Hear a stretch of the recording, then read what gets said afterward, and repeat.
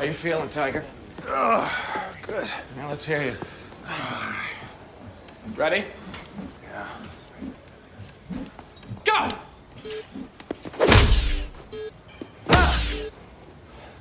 In order to zero the full 8 weeks, I have to heat your brain at 42.5 C. I'm fine. Say, it's getting harder, Mike. I said I'm fine. You're slowing down, actually. Come on. Be a lot faster if you shut up. Show me what you got, grasshopper. That's it. That's more like it. Yes! Go!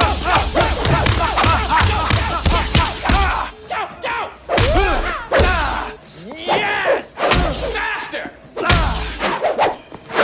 Beautiful! Yes! One more, Mikey! Oh! Now, do you see how you did that? How you focused? Yeah, I focused on your face. Oh, no, you know you love me. Come on. Come on. Don't be mean to the one who does everything for you. You realize you've never once asked me what I see when I erase your memory. Basically, the last 2 months just never happened for you. What's to know? 20 hours a day in a clean room, ripping off one guy's idea for a computer, selling it to somebody else. What'd you do the last 2 months? You know, the last thing I remember is driving in Spain in the Aston Martin. Learned to dive in Belize with, what's her name? The 7 stadiums in 7 days trip. It's great. I mean, my memories are basically highlights. It's good. It's a good life. Stuff you erase, doesn't matter.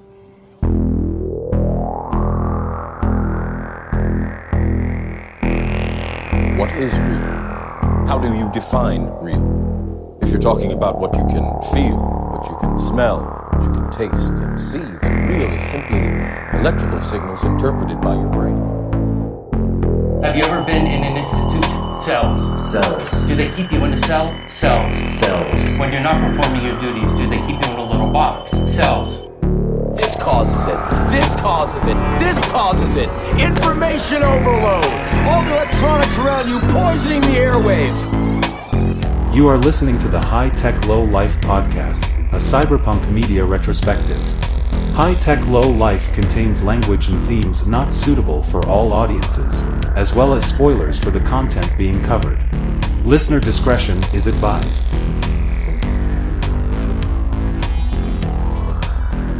It's the High Tech Low Life podcast with your hosts Eric and Josh. Welcome back to it. I'm Eric. I'm ya boy, Josh.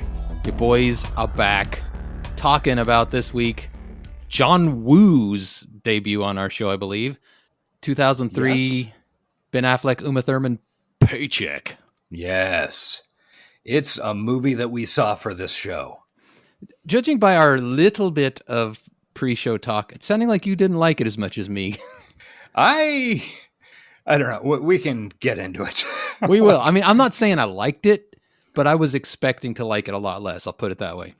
I don't know. Maybe it was that I was holding out hope that I would like it more. Must have, because my bar was low. Yeah, my bar wasn't, I mean, it wasn't high, but like it's the potential. It's fucking John Woo. Yeah. Maybe it's just that he set an incredibly high bar with a couple of movies. Maybe he's just not made for American cinema. Yeah, because he's not, I mean, he's clearly You're talking about not, the Hulk, right? Yeah. No, that was Ang Lee. Oh, I would get him and Ang Lee mixed up a lot. Yeah, you're right. They are very different filmmakers. I know, but they're, I'm racist, I guess. Fuck. I guess you are. And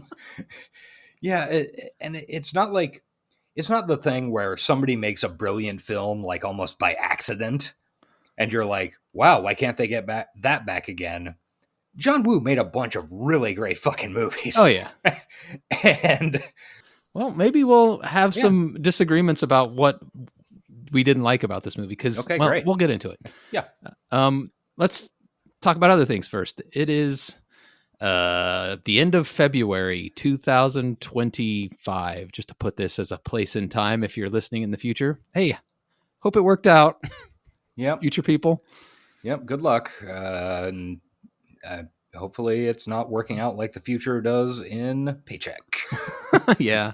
Although it are pointing seems to very yes. likely. What happened in the last week that's worth talking about dystopia-wise, Josh? Because it seems like nothing good. let's see. Elon sent out an email saying that all federal employees needed to send him an email saying what they had done during the week. That which doesn't seems like a very valuable use of their time. Yeah. You know what, I keep seeing people do it, and it's frustrating when I see a lawmaker say that they're doing something illegal. But I also catch myself saying it because that doesn't seem like something you can do. No, it really doesn't. But everything's legal if nobody's enforcing the law. Yeah, and we're definitely in a land of nobody enforcing the law beyond, some dude in a suit standing in front of a press conference saying, "This is bad, finger wag." Too bad we can't do anything about it, like even effectively protest. Yeah. Even effectively protest. Do you think protests are going to kick up when the weather changes? Because I know where we are and over a lot of the country, it's been unbearable to be outside. Yes. There were some, in Topeka, Wednesday or Tuesday. I don't remember which day it was. Last week, and it was one of those kind of nationally organized protests. I was familiar with it. 5050, I don't know, 8008 8135 protests. The boobies protests. Yeah, familiar. They actually did get some people out there, which is fucking insane because it was like a degree. Yeah. And I wasn't leaving my house. So, right. They actually got a reasonable number of people out, even though all of those people were at risk of dying from cold. So, I'm assuming we'll get some more. Also, Elon ran around on a stage with a chainsaw? Yeah, I didn't follow up that story very closely. I didn't either, but boy. Ted Cruz was there looking so manly. Yeah, there were so many people sig heiling. Yeah, the sig heil thing. It's really depressing that it's a thing. But that's really kind is. of becoming one of their normal. Yeah. It's not even a dog. You can't call a sig heil a dog whistle. No, it's really not. They say it as a joke because they want to hide behind that. And at the moment, maybe they can get away with saying it, but very soon it's not going to be a joke anymore. Yeah. I don't know. And they've done an incredible job of fucking astroturfing for it because I don't know. I don't know how much you're on, say, the r/Kansas subreddit. I actually just joined it last week after we had some bad political news happen here. Yeah, we did. Boy, that one had slipped my mind in the past, 8 hours. Yeah. If you go to any of the posts on the Kansas subreddit or any regional subreddit, you will find down at the bottom, collapsed because they got downvoted to oblivion. Anything about the political messaging, people posting the same 4 pictures of freeze frame from video where Kamala Harris or Joe Biden and fucking Bill Clinton appear to be sig heiling. Yeah, they're waving. And there will always be, 15 to 20 of those at the bottom of every even vaguely political post. And then I think the fun part is that all of them have people responding to them saying, check the video. Like, really? You're getting caught in the trap. And some of them do it for post after post after post. And it's like, you haven't figured out the game here. There's a strategy that you're just apparently not aware of. You just see that picture and they're feeding the trolls. Check the video. The number one rule of the internet: don't feed the trolls. Yeah, that's wild. It's. I would recommend if you see someone sig heiling in public, you got to get out of your comfort zone and you got to face them. You got to. Yeah. Whatever means you feel are necessary at the time. Yeah. I know we all have our opinions. Maybe they don't need to be stated out loud, but I think you can put two and two together. I would say the bare minimum you should do is flip them off. Yeah. Make sure they know that it's not cool. And you can escalate very rapidly from there. Yeah. And I recommend doing so. But I understand not everybody is as comfortable doing that because they don't have the cis white male privilege that I do. Yeah. Right? Yeah, that's true. Just to put a bow on it, the bad news that happened locally in Kansas that we were referring to was we passed some awful anti-transgender bullshit, which was vetoed by our Democratic governor, which is cool. And then the veto was overrode by our our Congress supermajority. Yep. So checks and balances working as intended. As a counterpoint to that, the governor of Maine did, reasonably cool and reasonably reasonable thing in telling Trump that his executive order banning, quote marks, men from women's sports, telling him that he could go fuck himself and she'd see him in court. Yeah, so, at a live press conference. That was cool. That was a moment. I mean, you could tell that wasn't an important moment because it wasn't scripted or planned. It was just off the cuff in the moment. Resistance, I guess, for lack of a better word. The fucking hashtag resist thing has really ruined that word, but that's what it was. Yeah. I also liked Illinois Governor Pritzker's speech. I listened to most of it, and even though I think he's a billionaire who's, Yeah, I think that guy's a piece of shit who is saying the kind of reasonably the right politics. Yeah. So, which is better than being a piece of shit and having the wrong politics. Yeah, or even better than someone like Hakeem Jeffries, who probably has the right politics but doesn't say anything because he is giving up before he fights. There's so much fucking groundhog bullshit going on in the upper echelons of the Democratic Party. Yeah. I guess we just can't do anything because they've got more people than us, so we might as well vote with them. Yeah, I don't know if it's just a difference of perception. If you're that entrenched and you're at that level of money and power around you all the time, you just are unwilling to believe that this system can fall apart to a point, to a real point. Whereas us down at this lower level watched it happen in history enough times that it's very clear to us where we're headed. Yeah. And it has been for years. And many of us have been talking about it for years. I'm seeing people right now that I never expected to come around on the idea of full-fledged American fascism. They the blue no matter who crowd. Yeah. They're starting to get it. Mm-hmm. More and more. But I feel like there's some people whose entire existence relies upon the system staying the same so much they refuse to acknowledge that could happen. Well, and there's also, I don't know, adding to that, or part of that is there's a deep disconnect in, especially the Democratic Party, but with the concept of political parties in general, at least in America, where you have to determine what is the function of a party.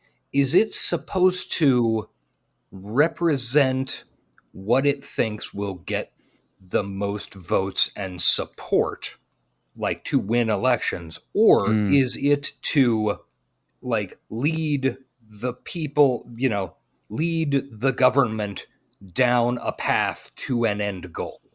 Yeah. And it's clear the right has chosen. Yeah, and those two. They've done it very fucking effectively. I guess that's good enough on dystopia. Things are bad. They're going to stay bad until a lot of people aren't around anymore, one way or another. Yeah, I think it's we're not leaning towards a peaceful resolution. No. Do we have any recommendos? I think we're doing this week. That was a violent shift. Sorry. It was. End of dystopia. Ding, ding, ding. Ding, ding, ding. Insert bumper here. Recommendo song. Burp, burp, burp, burp. Recommendos. Recommendos from Josh and Eric. Recommendos. So I don't know. I was gonna isolate that, and that was gonna become our recommendo song. Sweet. I might still do it. I don't. I cannot even begin to guess why the Sanford and Son I don't know, theme man. song went into my head. I haven't seen an episode of that in 30 years. Sometimes when you're deep in a dystopia hole, you go for what's comforting, I guess. I guess. Jesus Christ. I don't even remember the last time I saw a picture of Sanford and Son. Oh, well, it's there forever now. All right, so this week, I know Josh and I both watched something. Josh recommended it to me, and I watched it, and I thought it was interesting enough that I think we're going to cover it next week, right? Yeah, I think so. 2025's film Companion, starring Jack Quaid, Hollywood's Nepo baby golden retriever, and is her name Sophie Thatcher? Yes, that sounds right. Somebody who I was thinking earlier, has she somehow become my favorite fucking actor? Because she has been in so much great shit. She's definitely talented and picking good projects. Yeah. It just came out like a few weeks ago. Like I said, it's 2025. It is now available for rent on VOD. It is a very good movie and very fucking cyberpunk. Yeah. So we're trying to hit the zeitgeist here. Right. It's kind of an experiment. I've often, when something come out in the theaters, I've wanted to go watch it and cover it immediately, just to see what the response like to that would be. I know there's no way we can do it without spoiling it, so I guess this is our fair warning. Watch it over the next week, or maybe listen to Dystopia Talk next week and then put the rest on pause for later, because I don't want to spoil the movie. But it is very good, and it's not like Neuromancer cyberpunk, but what they're talking about is everything that cyberpunk likes to talk about. So yeah, it's a real good movie, and I strongly recommend everybody who listens to the show watch it, so they can listen to the episode. Yeah. All right. You got anything else? I do. Okay. Relatively closely related to that movie, oddly enough, is a film called My Old Ass that I watched earlier this week. Have you seen anything about it? The name's ringing a bell. I feel like I wouldn't forget that name, but no. It stars Aubrey Plaza. Well, she's a co-star. I can't remember the name of the main character, who is a teenage girl who lives in... Oh, yeah, I've seen clips of it on TikTok. That's where it's familiar. Yeah, she, the teenage girl gets super high, and then herself from, 20 years in the future appears to her, and they start talking and eventually having phone conversations. And it's a really good movie about teen bullshit. There's also some of the most incompetent boating you've seen since Joey Potter rowing on Dawson's Creek. Speaking of, I was going to say that teen bullshit is, it's established as being in our wheelhouse. It really is. And also it's in the background of the movie, with the interactions with the future character, played by Aubrey Plaza. I think there's a really interesting cyberpunk movie going on background that is absolutely nowhere to be seen in this movie, just references to it. Oh, fun. I don't know, maybe robots took over the world in the next 25 years. Sick. I'm not sure, but it was a really good movie. Sounds good. I will try to watch it. We'll see. There's too much to watch. Yeah. I did watch a movie that I wanted to shout out. It's actually kind of tagged off of my recommendo last week. I mentioned the Backrooms episode of 16th Minute. Within that episode, Jamie Loftus mentions a movie called We're All Going to the World's Fair. Oh, that is the same person who directed I Saw the TV Glow, right? Yes, Jane Schoenbrum? Which I still haven't seen, but plan to. We're All Going to the World's Fair is interesting. It's an artistic movie, so it's not like your standard thing. There's a lot of downtime and boring stuff, but there's also some good creepy moments, and I think it does a good job of illustrating the isolation of being a child on the internet. Okay, I have not seen that one, but I've heard it's good. Yeah, it's creepy, depressing, and isolating. Sure. I remember being a child on the internet. It's different than today. Completely. Oh, it is. God. So much better. Yeah. Anyway, it's a weird movie, but I enjoyed it. If you like weird, arty, slow, cheap movies, you might like it. Okay. Yeah. My final recommendo is I watched a movie also in the zeitgeist this week, The Brutalist. It's a good movie. Okay. I totally see why.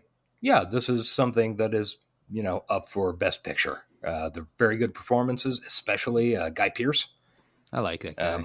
He has been very reliable for the past 25 years. He also at the premiere of this movie wore a Palestine did he? Okay. pin, and was that when asked about it in an interview was minced no words with his thoughts, which was cool.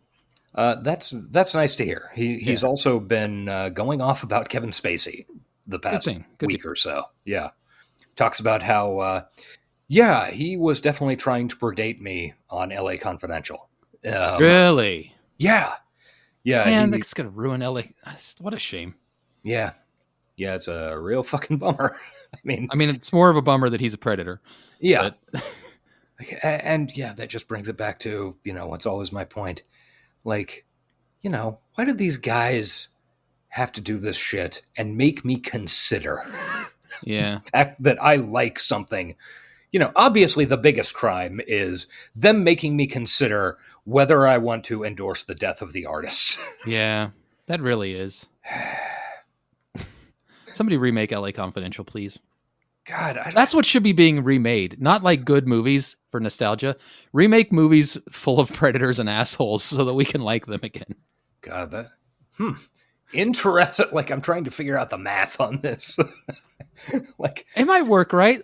It could. God, Let's start our own production company. Also interesting, you mentioned Guy Pearce because a movie he did, I was thinking about a lot while we were watching our current project, which might be a segue. I feel like this movie, like, when did Memento come out? Like 2000? 2001, I think. Yeah. And Paycheck came out in 2003. I feel like some of the writers, I don't know who wrote it. It had Memento vibes. Yeah, I think that's fair. And I was thinking about it a lot. 2000. Okay. Yeah. Anyway, let's talk about this movie. Let's talk about Paycheck. Josh, give us another bumper. So you use Sanford and Son, maybe the Jeffersons? That is the only thing that's in my head now. Talking content. Okay. I don't know, man. Why was it Sanford and Son? It's so much better when I put you on the spot and you do it than actually preparing something. That's no fun. Why Sanford and Son? I don't know, man. Mystifying. Sanford and Sons is always there lurking in the background, waiting to come out of all of us. Well, of all of us of a certain age, I guess. Yeah, I'm not sure even if I have once thought of Sanford and Sons since my heart attack, which should have been a huge trigger for thinking about Sanford. It's true. It's big. I'm coming. It's a big thing for. All right, what the fuck? Let's talk about Paycheck. 2003. John Woo, Ben Affleck, Uma Thurman, Aaron Eckhart. Aaron. Yeah. And some other people. Well, number one, it might surprise you, having heard that cast, that this is not a Batman movie. That's true. Because all of these people were stars in Batman movies. Was John Woo involved in the Batman movie? No, he was never involved in a Batman movie. Wouldn't surprise me, but... No, I think the only franchise thing he's done is Mission Impossible 2. And The Hulk, clearly. Yes. If you want to be racist about it. Yeah, so I'm getting you didn't like it, and I didn't love it, but I thought that it was a good enough early 2000s. Would you constitute this as a techno-thriller? Sure. I mean, I don't know. It's not a tech-noir thriller. It's definitely not a tech-noir thriller. I watched it this morning because I I thought it was going to be really bad. Like I thought it was going to be unbearably bad, and I couldn't bring myself to do it, to spend my Saturday night watching it, which is where I had put it off to that point. So I'm like, Yeah. all right, I'm going to do it right before the show. It is absolutely not unbearably bad. Yeah. Like, I don't know. I was thinking about this, I think it was last night, where this is in a class of movies that, I don't know, that I just don't see. It didn't have anything. It didn't have anything to draw me to the movie. Understand. And it's very forgettable. It really is. And that's the problem. Like, it lives in this like world of, it's like a C. The whole movie is a C. Yeah. There's not the coveted C plus. No, not the coveted C plus, which is the highest grade we give. Yeah. Yeah, it's just like, and it's all the more disappointing because there are things in this movie that easily could have been good. Like John Woo directing a movie. Hey, great. That's a good sign. Is it though? John Woo has made some of my favorite movies of all time, undeniably. But he's also, especially when he starts making films for Americans, has made some stuff that I completely don't give a shit about. Yeah, he definitely got a lot more uneven once he came to America. Like, I don't know what he made. I don't know, two. Yeah, he made two good. No, he made one great movie in America, Face Off. Face Off is a great movie. And like kind of cyberpunk. They change faces. Yeah, and 2 or 3 like good. Good to okay American movies. I don't know. It's like I don't know. In my mind, since John Woo is imprinted as A Better Tomorrow 2, Hard Boiled, The Killer. Right. Yeah. Like, which are some of the honestly great cinematic triumphs of the past half century. In fact, I would throw out there we should watch one of them for Patreon just for fun. I would fucking love it, especially because they're gonna be on streaming. At least Killer, Hard Boiled, and A Better Tomorrow are gonna be on streaming soon. They just in the past month or so worked out some rights issues that had been fucking them. Awesome. I fucking love them. Yeah, I mean, fucking goddamn chew your fat, international superstar. Yeah.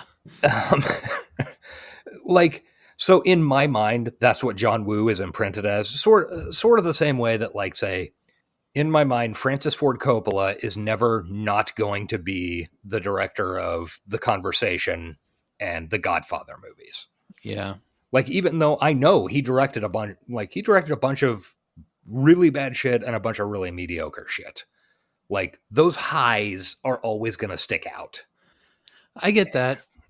And I mean, I think that John Woo just excels with smaller scale stuff. And I don't know that he's just got what it takes to do larger concept. Yeah. And I don't know. Maybe I'm wrong. Like, the thing is, I don't know. I haven't seen a John Woo movie for the past, I guess this is the most recent John Woo movie I've seen. I was looking, his IMDb doesn't have a lot. Yeah, so 22 years. Like, maybe he just lost the fucking juice. I mean, we John Carpenter's one of our favorites. Yeah, and the dude lost the juice. Speaking of which, R.I.P. Peter Jason. Yeah. With certain people, they get to a certain point, and whatever magic they had dissipates. I mean, and even if they're doing the same moves, it always feels like a, parody almost, or at the very least, a repeat of stuff they've already done. And maybe that's what happened to him.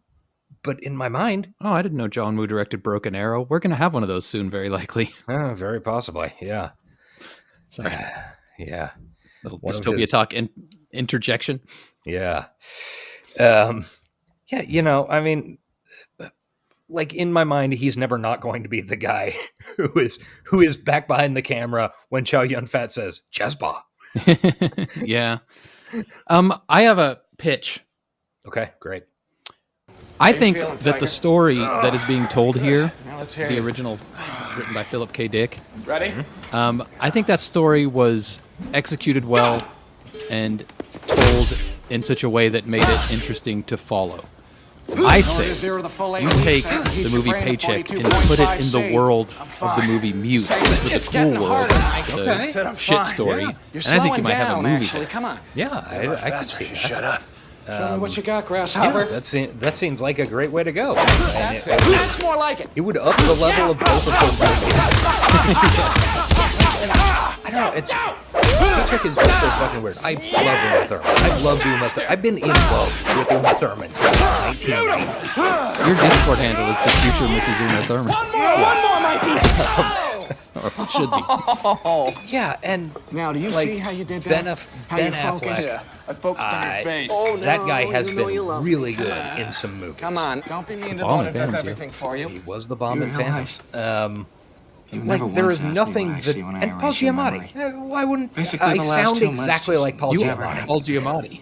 Yeah, What's the no? like there are 20 hours so a day many in a things clean about room, this ripping off one movie guy's idea for where a computer, selling it to somebody. Yeah, all you know. these ingredients What'd should you go do together. the last 2 months? Like You and know, the make last thing I something remember great, is and driving in Spain it doesn't and work the at Aston all. Martin. Everything Learned is to dive in stale. Belize I don't know. with, To continue the what's cooking her metaphor. Yeah, 7 stadiums in 7 days trip. It's great. I don't know. I don't. My memories are basically highlights. If you're giving this a C, I don't know that I would Good give it a life. C. Now Stuff we're you obviously not in erase, the so, rating yeah. portion. Doesn't matter. The movie was 2 hours long. Yeah. First of all, and What is even though I real? watched it this How morning, do I you wasn't define like real?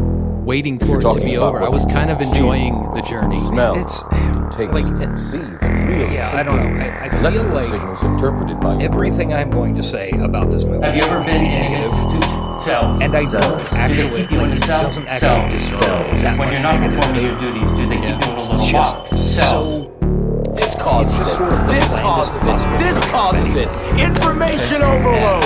All the electronics around you poisoning the really hard for me airwaves. to come up with. Like how to You are explain it, listening to because the I High don't Tech tend to Low watch Life podcast, shit a like this. cyberpunk media retrospective. High Seriously, Tech lack Low Life contains style. language and themes not steal suitable one for of our all ratings. audiences, Yeah. as well as Even spoilers like for the the content tech they're being covered. displaying is really Listener discretion is Terrible. advised. really bland looking, like not exciting looking technology. Yeah, it's really lacking anything to make it stand. And it's actors. Like I'm not an Uma Thurman fan, and I thought she was awful in this. I'm sorry. I'm not, Yeah, she's not good in this movie. I'm not trying to be a hater. And Affleck he's been great in things too, but he's the most boring motherfucker in this movie. Paul Giamatti was the only character that I was really interested in, and he's hardly in it. He was in a total of 3 scenes for a total of 5 minutes. Even Aaron Eckhart. Yeah, who Aaron Eckhart is super reliable in terms of this guy's going to turn in a kind of interesting performance, and even though he is rugged, handsome guy, I think he did the best he could do with what he was given, but and he was not given much. he was given a very severe not comb over, but like severe parted haircut. Yeah, yeah, Heavily moosed. yeah. Okay, do we want to go through what this movie does? Yeah, I've got a good feeling about pulling this in at a tight 90. Okay. In that case, I'm just going to read this out beforehand. This is a quote from John Woo after the movie came out. Like I think it's from 2009. I was fine with the sci-fi in Paycheck because there wasn't too much. I had intended to make an Alfred Hitchcock-style movie out of it, something more about suspense and thrills than guns and shooting. But unfortunately, the script wasn't written that way. It didn't work well for suspense, and it didn't come out the way I wanted it to be, not as Hitchcockian. But at least it was nice working with Ben Affleck. Oh, if you're Ben Affleck reading that, you feel pretty good. Now, my note on this quote is that you don't have to make the movie. Like Oh, if it you needs to wanted to get do paid. if you wanted to do a Hitchcock movie, you don't have to do this movie and this script. Like that's the one thing you can always do is not take a job. True. Yeah. I don't know, man. That's your privilege talking, not being an immigrant director. not being an immigrant director who has pulled in, I don't know, probably 300 million US box office in the previous decade to this movie. I know Face Off did well because it's one of the few movies I went and saw in the theater back to back. Broken Arrow also did well. Hard Target was a box office huge success. That was the Jean-Claude Van Damme hockey movie. Yeah. Which was co-directed by Sam Raimi. I still just think like, I don't know. You hear his previous movie was an Oscar contender. The Hulk? Wind Talkers. I keep making that joke. I know. It's getting tiring. I'm going to double down over and over until I am out of money. Just like when I gamble for real. Yeah. Wind Talkers was an Oscar contender, huh? I didn't know. Yeah, they. I think. Oh, I Nicolas can't remember. Cage was in there. Yeah, Nicolas Cage and the native dude whose name I can never remember. Adam something. Adam Smasher. Sure. Yeah, from Cyberpunk. Yep, that's bringing it back.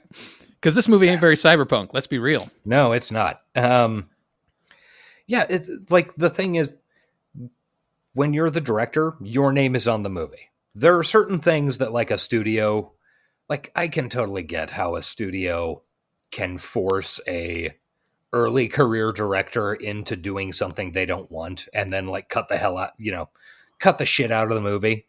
I don't think there's any evidence of that in this. I think it's just it clearly didn't gel. And one of the options would be to, if you're handed a script where you wanted a Hitchcockian, clockwork movie, and you get a Ben Affleck rides a motorcycle movie, you can not make the movie. You can say, no, I demand a rewrite, or you can walk the fuck away. Plenty of people do it. Yeah, you're right. I mean, you don't, generally a director has some level of script approval before the movie starts. Maybe he had a house to pay for or something. I don't know. Maybe. A messy divorce. I don't know what John Woo's situation was. I think he has actually been married to the same woman since 1968 or something. Oh, wow. That's adorable. Because I think he's almost 80.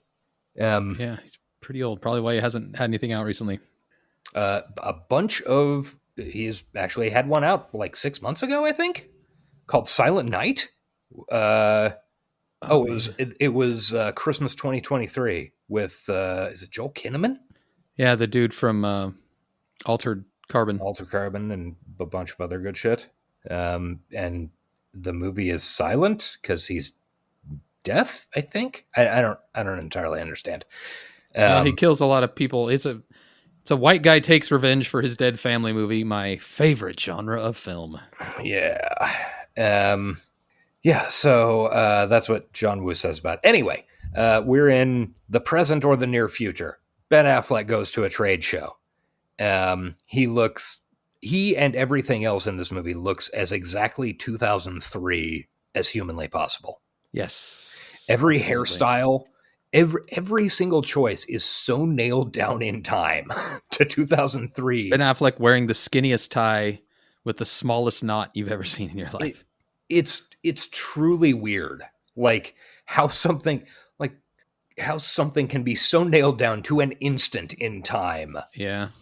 You don't even see people in the deep background looking like they have a personality. No, it's just an Abercrombie ad from 2003. Uma Thurman walked right out of the Sheryl Crow concert and onto the stage. Yeah. So he's at Affleck's at a trade show, and he buys this fancy holographic 3D computer monitor. And then he goes into it cuts to him going into a science fiction looking set, and he's talking to a pretty lady who he's going to screw and has the driest looking hair I've ever seen in my life. The craziest fucking mullet on earth. I honestly couldn't horrific. I couldn't tell if it was a wig or if she had a skin condition on her scalp. It's got to be wig. It looked like a helmet. It was upsetting. So apparently the whole thing with Ben Affleck is he is a brilliant engineer and companies hire him to take apart their competitor's product and reverse engineer them, which is a thing. Yeah. I mean, that's real. Sure. So he opens up this monitor and starts Apple exists, honestly. Yeah. He starts doing some sciencey things to it. Tries a little of Tom Cruise Minority Report hand acting. Yeah, it did not look as good as Minority Report. And it did not work. I should have talked to Tom Cruise. Wait, Tom Cruise came after this, so the technology was maybe. Oh yeah, I guess that was 2004, right? Yeah, but it's amazing how much better Tom Cruise the Minority Report looks. It really looks like a thing in that, and this it's like Ben Affleck just waving his hands around for some reason. Yeah. So, and then we cut to 2 months later. He's reverse engineered and improved the monitor because he's like, I thought the monitor looked stupid, so I just made a holographic generator. I don't know. Yeah, he made an R2D2. Yeah. Help me, Obi-Wan Kenobi, you're my only hope hologram thing. Yeah. And which already exists, by the way. Yeah. He didn't. I think they existed in 2003 as well. Yeah. I remember in the 80s, there was that hockey game that was like a hologram in arcades. Remember that? Was it hockey? Yeah. Yes, there was a hockey. No, it was a fighting game. You were like these little karate guys. Yeah, I remember that too. So fucking futuristic when I was a kid. There was one in the Pizza Hut. Yeah. There was one in the Pizza Hut where I grew up, right next to the Star Wars game where it was like the whole fucking cockpit and you were flying an X-Wing down into the Star sick. Trench. Pizza Hut. Man, what happened? You used to be so cool. Yeah. So anyway, everybody's very happy that he has done this thing to the monitor, and he gets paid $500,000 for it. And we meet. Oh yeah, and he fucks the lawyer. Yeah, and she's like, "You're not going to remember this, right?" And he's like, "No." And she's like, "Good." I don't know why that gets her off, but cool. Yeah. And we also meet Paul Giamatti. Paul Giamatti's his best friend, who apparently neuron by neuron burns memories out of his brain. I don't know. Yeah. And we set up Chekhov's brain temperature. Yeah. There's a lot of Chekhoving in this movie. There's a lot of Chekhoving. This is about as cyberpunk as it gets right here. It is, yeah. This scene. Mm-hmm. At this point, I'm like, okay, this kind of fits. Yeah. I always feel guilty when we cover a movie that isn't as cyberpunk as we thought. I feel like I'm letting the audience down. Yeah, I don't disagree.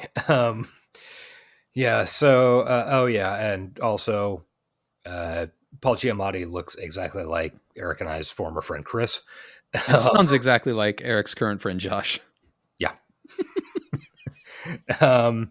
So yeah, Ben Affleck makes $500,000. These guys are very happy with their fucking monitor. I'm sorry. I like how this fact that one of our friends pointed out and everybody we've spoken to disagrees with has just become a common hallucination we're accepting. Yeah. So then, very importantly, at 9 minutes and 10 seconds into the film, I do the DiCaprio pointing at the screen thing as Ben Affleck says, "Where's my paycheck?" Oh, that's the title. Yeah. So that's then he goes to a gym and fights some poles with a stick. Yep. Which becomes Chekhov's stick fighting. Chekhov's stick fighting. And it's setting up that he's no slouch. This guy can fight. Yeah. And he and Paul Giamatti have a conversation about how Affleck feels like his memories are, because Giamatti erases all his memories of all this work he's doing, Affleck feels his memories are now just like a highlight reel. Yeah. Which it's a severance, pre-severance situation kind of, right? Yeah. Or a, what was that fucking movie with Kate Winslet and Jim Carrey? Beautiful, nope. Spotless sunshine of the not going to work here anymore. Not going to work here anymore. Yes. Yeah, and Eternal Sunshine of the Spotless Mind. Eternal. Right? Okay, I knew there was a word Marvel's there. The Eternal Sunshine of a Spotless Mind. Yes, it ends with a giant Jim Carrey hand rising out of the South Pacific. Except this hand happens to be also Dr. Roboto from Sonic. Sure. No, you do realize that at this point Jim Carrey has done 3 movies as Dr. Roboto in Sonic films. Good for him. Yeah. All after he retired and said he'd only come back for the perfect movie. Yeah. Yeah. Okay. Whatever. Yeah. Okay. So I don't know. Then he goes home, watches a videotape of the Red Sox because his superpower in this movie is being a fan of the Boston Red Sox. Well, that's his character development. See, he's a normal person. That is also his superpower. Okay. I will support this later. Because also that is like, and when you say that's his character development, no, it doesn't count as character development if Ben Affleck does the same thing in literally every movie he's ever been in. Well, he's so clearly from Boston. Yes. Although, to be fair, when I was a kid, my favorite team was the Boston Red Sox. I like the Boston Red Sox. I do not feel the need to put it in the context of everything I do in my life. Well, you're not a true fan then. I guess I'm not. I do not feel the need to shut down the set of a David Fincher movie for a full day about the Boston Red Sox. Well, I don't know what to tell you. Did you see Gone Girl? I did see Gone Girl. Yeah, there's a scene where he travels to New York to meet Tyler Perry, his fancy lawyer that he hires. And in the scene, he's supposed to like buy a ball cap off a fucking vendor at the airport so he can remain kind of anonymous. Mm-hmm. And he shut down the set because David Fincher was not willing to provide him with a Boston Red Sox hat rather than a Yankees hat. I don't see the problem. Good guy. Totally normal dude. Anyway. I unironically support him. I do not like the Yankees. I do think it's kind of weird to shut down the set of a, $40 million movie about it. Dude, I'm going to cut all this because it's way too long, but if he's going to be in a big movie, wearing the logo of his opposing team, no fucking way. I wouldn't do it either. All right. Especially if I lived in Boston, which I don't think he does, but he probably goes there. 1,000% certain he doesn't. Dude, I'm on board with Affleck on this one. All right. That and his choice of back tattoos are two things I will ride or die God, with him I on had forgotten forever. about the back tattoo. God, if only he had the back tattoo in this movie. Oh, that would have added half a star at least. Actually, you want some based Affleck? Check out him just like going off on Bill Maher against his Islamophobic bullshit. It'll actually make you a fan of Affleck. I think at the end of the day, Affleck is one of the good guys. Oh yeah, I think he is too. I think he's also, I think he is also much smarter than he is good at coming across as on screen. Yeah, I agree with that. I think Ben Affleck works best if he is playing kind of a dummy who thinks he's smart. Yeah. And I mean, to be fair, in this movie, he's playing a guy who doesn't know what the fuck is happening to him. Yeah. So I don't know. Yeah. I don't think Affleck was what caused this movie to be bland at the end of the day. No, I think it was a combination of everything else. It's like some sort of thing where everything is canceling everything else out. Yeah. Anyway, continue. Yeah, what the hell was I saying? Okay, so he watches the Red Sox on tape, and then he gets an invite for a fancy party thrown by Aaron Eckhart, who spoils the game for him by saying the Red Sox lost. Oh, what a dick. Yeah. Pretty funny, though. And we go to this very fancy party where we get a fun bit of business about how Paul Giamatti is a real piece of shit loser. Yeah. His character name in this film is Shorty. Yeah. He is the only person at this very fancy party who is wearing a gray suit. Like, waiters ignore him. It is like truly weird, honestly. It is taking some weird shots at this character that pretty much is done after this scene until the very end of the movie. Literally everybody in this movie acts like he smells like shit all of the time. Yeah, it's weird. And also, I should add, definitely the best part of the movie. So it's weird. Yeah. So we do this fancy party and we meet Uma Thurman. She is not Mrs. or Ms. She is Doctor. So good for her. For some reason, to me, that out front. Sorry. Yeah, you're right. But it seems like she's acting like a child. She's doing like, I don't know. I do not like the way she's going about this meet cute. Yeah. She's acting like a baby to me.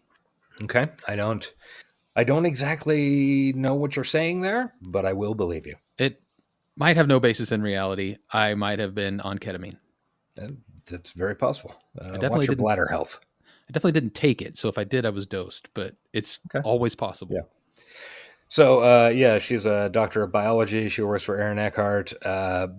Ben is a real rude piece of shit. What a fucking asshole in this scene. She's like, hey, we're, trying to have a nice conversation. He's like, yeah, I don't care about conversation. Why don't we get out of here and fuck? Yeah, he literally walks up to the roulette table and puts all of his money on one number and it's like, 1 in 36 chance, baby, let's go. Yeah, and she is like, fuck y'all, I smoke weed. Yeah. But yet is still, for some reason, she's not going to let him get away with it, but she's still intrigued enough that she leaves the door open, even though he's like, I don't got time for this shit. He's not going to walk through it. So, and then obviously she's never going to come back into the movie. No. So we meet Aaron Eckhart. He is super rich and successful. He looks like Aaron Eckhart, so that really helps in the rich and successful thing. Yeah, he's got a Don Draper haircut. Yeah, apparently he and Affleck have known each other, quote, since school. We set up a Chekhov's fire alarm, which it is mentioned very specifically that these fire alarms shoot foam. Yeah, even though it's not the same building. It's weird. Anyway, go ahead. Yeah. So he wants to hire Ben Affleck for a 3-year job that's going to give him stock options and like minimum 8 figures. But the problem is that can't be done. The memory erasing part. You can't do 3 years. Yeah. Like 8 weeks is the longest, and Ben has set the record. Yeah. Because he's the coolest guy? I don't know. Whatever. They've got some magic different technique. I am not sure why this is set up as even mattering. Yeah. Like, it makes no actual difference. They'd have to pay Paul Giamatti more to come back for an extra scene, I guess. Yeah, I don't know. But he ends up deciding to do it. It's going to be a big fancy job. And we forgot in the plot. Okay, this memory erasing shit has like taken the place of non-disclosure agreements. Yeah. Like, it's you re-engineer this product for us and then you don't remember what it was. You just get a fucking check marked to bearer or whatever for your 2 months of time. So he goes ahead and decides to do it. We're introduced to Colm Feore, who is a really great Canadian actor who we might have seen on something else on the show. He's the bad dad on Umbrella Academy. What else? He has been in tons and tons of shit. I was going to look it up, but then I got distracted by something else on IMDb. Sure. He's in Landman. Huh? Yeah. He's in Face Off. I had totally forgotten about that. He's been in tons and tons of shit. The audience will almost certainly recognize him because he's been in tons of shit. I don't know. So I can't tell if he's like head of security or head lawyer. He's head henchman. Let's just. Yeah, he's head Aaron Eckhart hench. Yeah. Jesus Christ. So hench. So hench right now. Then Ben Affleck sticks all his stuff in a manila envelope, like wallet and watch and glasses and shit like that, that will get sent to his lawyers, and he'll get all that back when he's done. They do the memory wipe via an injection because, I don't know, they thought having a chair with a visor on it looked too cool and cyberpunk. It's chemicals, man. Yeah. It's not whatever the other one was. I don't know. Who gives a fuck? And we get a tour of the big Allcom facility where we meet Uma Thurman again in a very stupid room that is clearly Chekhov's stupid room. Yes, Chekhov's stupid room. Like everything in this room is a Chekhov's gun of some sort or another. Like it's this biology lab full of fucking, I don't know, hydroponics and weather control and lily pads and pressurized tubes full of steam. Yeah, it's absolute goddamn Platforms nonsense. that raise into the air. These weird jetpacks that are on cables. Yeah. Robot arms. It's everything you need for the climax of a bad movie. Yeah. So naturally, we never see this place again. Yeah, obviously. And oh yeah, in this scene, Uma Thurman looks a ton like her daughter, Maya Hawke. Oh yeah, I forgot that was her daughter. I cannot imagine forgetting that is the daughter of Uma Thurman and Ethan Hawke, because I always remember Ethan Hawke because of the name. Yeah, well, that makes sense. That girl is so very talented and exactly the same as Jack Quaid, in that, like, you look at her at one angle and you're like, oh yeah, she's clearly Ethan Hawke's daughter. Shift your head 2 degrees. Oh, that's Uma Thurman's daughter. Yeah. And Jack Quaid is, hey, that's Dennis Quaid's son. Oh, that's Meg Ryan's son. Yeah, that's true. They should really be in a movie together. That'd be weird, right? Nepo babies attack. I don't know. Yes. So then we go into a brutalist coated room, which is like a scary version of the science lab that we saw earlier. And he meets this guy named Dr. William Decker, and they're going to start working on stuff together. William Decker is a huge plot point. He has literally one line. William Decker looks like a man who you see him and you're like, this man is not important to this film. And you are exactly correct in thinking that. Except for the fact that he is like a driving plot point. He only has this scene and a line. Yeah, his existence is, but his body and performance is not. Mm-hmm. It's kind of impressive. It's like a weird trick they pull. It's like a movie. He's like Jesus in a movie about Christianity that is set in the 1500s. Okay, yeah, I get it. I get what you're saying. Yeah. So then Aaron Eckhart says, like, okay, let's see what you'll be working on, and opens the Pulp Fiction briefcase. A light glows out, and then we cut to Aaron Eckhart's office, and Colm Feore putting the injector thing away. Affleck's confused. It's 3 years later. Everything's accomplished.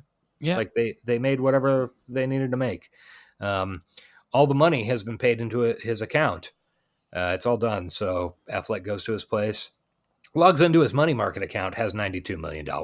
Cool. Then he goes to his lawyer's office to pick up his envelope of personal stuff. Turns out this envelope is full of personal items that aren't his, like very similar stuff in terms of like, here are some sunglasses, here's a matchbook, whatever. It's all just ball bearings. Here's a tube of ball bearings. Yeah. But yeah, it's none of it's his stuff that we saw him put in there earlier. And the sunglasses are the worst sunglasses I've ever seen in my life. Oh yeah. Hideous. They are very much 2003. I would say they're 1999. They're gas station 2003. Yeah. In terms of like Oakley selling them, they're 1999. So he's very confused.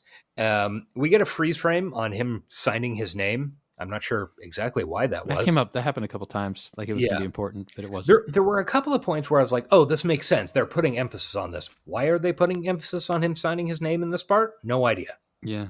Never came up. So he starts talking about what he wants to do with his $92 million in stocks that, remember, moments ago, we saw him looking up his account online and seeing he had $92 million in stocks. The lady says, you don't have any stocks. You forfeited them 4 weeks ago. Yeah, I had that confusion too. The way my brain made it okay was that he was looking up the value of his stock, not his actual account. I thought he was like going to a stock market website or whatever, knowing how many stocks he had and calculating it at his value out at 92 million. But okay, it could also be a fuck up. I don't know. Anyway, I was confused as well.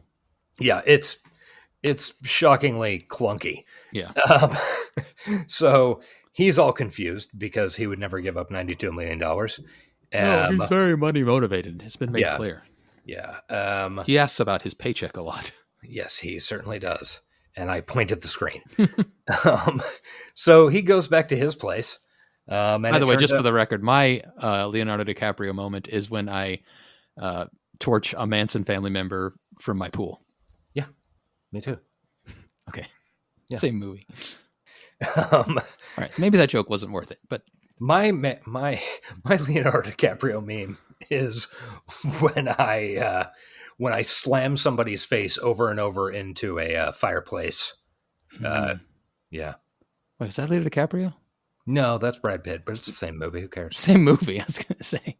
When I crush somebody's face with a can of fucking 1970s dog food. Well, that's like me saying my Leonardo DiCaprio meme is when I put my bare, dirty feet up on the dash and press them against the windshield. That's not a Leo DiCaprio moment. My Leonardo DiCaprio meme is when he fucks that bear. Yeah. Because he I think fucks we a can bear agree in on that that. movie, right? Yeah. He fucks a bear in some movie, I'm sure. Attention, bear fucker. Do you need assistance? All right, we should probably keep going. Okay, pressing on. So he goes back to his place. It turns out there's like a hit squad there. Except it turns out it's the FBI. And here's where the first instance of the Boston Red Sox being his superpower comes in. He grabs a baseball bat and starts beating up the FBI agents who are ambushing him in his house. Okay. And then it turns out that the FBI agents include Dexter. Yep. And also Joe Morton, who is a guy that we will be seeing again on this show. Oh, yeah, for sure. He was in Terminator 2, the scientist Miles. I can't remember his last name. He's the scientist. He's a scientist. He invented the T-1000, basically. Yeah. Or Yeah, T-700. And he rules and has been in tons of genre films and really does his best in this movie. Like he's trying. He's not that important, really. The FBI portion of this movie is kind of pointless. Yeah, it really is. So then we cut to the interrogation room. They've got his envelope of shit. And they're like, oh, so this isn't your stuff? After he says, that's not my stuff. They put the watch on him. And it's a perfect fit. This watch that has like an elastic band, 5 possible points of adjustment. Yeah. And oh, by the way, is a stupid looking bad watch. Yeah, terrible watch. But the watch fits, so it must be his. Must acquit. Yeah, you must acquit. Except they don't acquit. Instead, they treat him like his wife has just committed suicide and we're in Appleseed.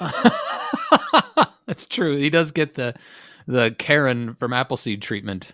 Yeah. And it turns out that this whole thing, the reason the FBI's arrested him is because they know he worked with Decker for... Not Dexter. No, not Dexter. Dexter is asking these questions. Yes. And looks very uncomfortable. So, turns out that Decker used to work for the government. They shut down his project, and he sold the designs to Aaron Eckhart. So Affleck's like, oh, why don't you talk to him? And they're like, he took a dive out his window. Okay. I don't know. He did. Yeah, he did. Actor wasn't good enough to have back on. Yeah. So anyway, they strap him into a chair, and they're trying to unwipe his memory from what got wiped.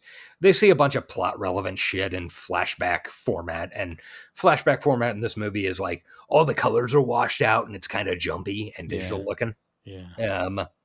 And then he dies. Then Joe Morton is like, I need a fucking smoke. Steals one of the smokes out of Ben Affleck's personal effects and sets off fire alarm, which oddly does not emit foam at all, even though earlier it was mentioned there will be foam. Well, this is a different room. That's true. But also, cigarette smokes doesn't set off fire suppression system. Like, come on. Not the instant the cigarette is lit, that's for certain. Were these smokes tampered with to be extra smoky? That's what I was kind of... Because he does give this confused look when he lights it up, like, what the fuck? So I think that might be the excuse. Oh. Well, yeah, sure. I don't know. Sure, I'll believe it. Whatever. Ben Affleck wakes up from death. Here's the thing. Like, for the faults of this movie, the thread of the item's usefulness is pretty flawless from what I can remember. Like, I think there are a couple of points where it's where I would consider it sketchy, but they did do a good job with that. I feel like we've watched a lot of movies where they Yeah. would gloss over or phone in some of that bits, but Yeah. for me, that was the funnest part of the movie is following. It really is. Following what are these items going to be useful for, and also it's also probably kind of one of the bigger flaws of the movie, because by the end of the movie you can see this was all preordained. There was never really any drama or trouble. This was all going to work out no matter what. Yeah, because it all went according to his plan. Spoiler alert. Spoilies, Ben Affleck escapes. Yeah. So yeah, he wakes up, puts on the terrible sunglasses, which apparently see through fog.